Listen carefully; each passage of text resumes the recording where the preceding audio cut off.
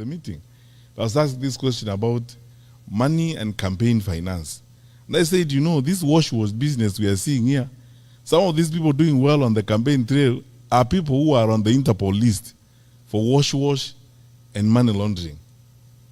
If we are not careful as a country, we are going to launder into elective offices up to 40% of these characters. And we will pay a price for it. Today, my colleagues, those of you who are in the finance sector, you know we have been listed. 3 weeks ago, the EU also listed us as an insecure financial transaction environment. It has never happened since independence. And the reason why I was very surprised about that EU one is that we are the only country in East Africa on that list.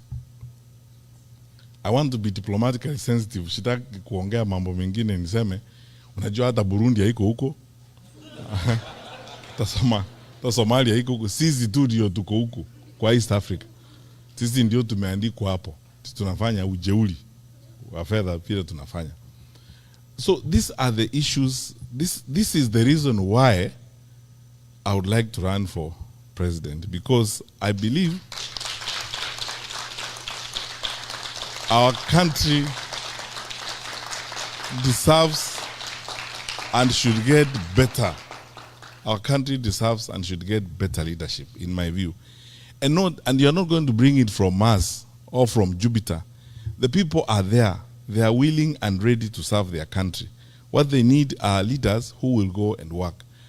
I have not arrived from heaven myself. And you know, I am not one of those who carry around a big Bible ambayo inaweza kukuangusha.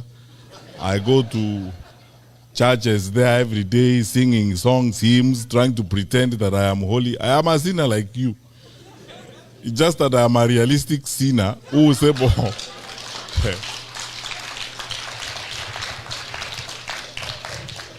who would like to do his work and get his work done. That is it. Who will not make excuses when I'm supposed to deliver services, and who is willing to level with the people of Kenya and tell them the truth, as it were. We know when Gen Z happened, the demonstrations against Finance Bill 2024 in June 2024. First of all, I asked very many people, and you know, the privilege I have is that you cannot hoodwink me. I think, as someone said in this room, the late John Mijuki and myself are probably the most consequential ministers of security in independent Kenya. I was there for 5 years. I know our capacity and I know what we will do.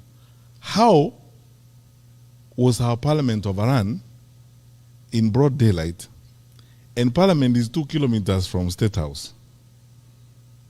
So, and then MPs were scampering for life. What is shocking to me to this day, honestly speaking, and you Kenyans, I mean, this is something you should ask yourself questions and answer. No one has asked the question, what actually happened and why? Because in ordinary circumstances, we should have had an all-parties parliamentary inquiry, where all parties come together, have a parliamentary inquiry.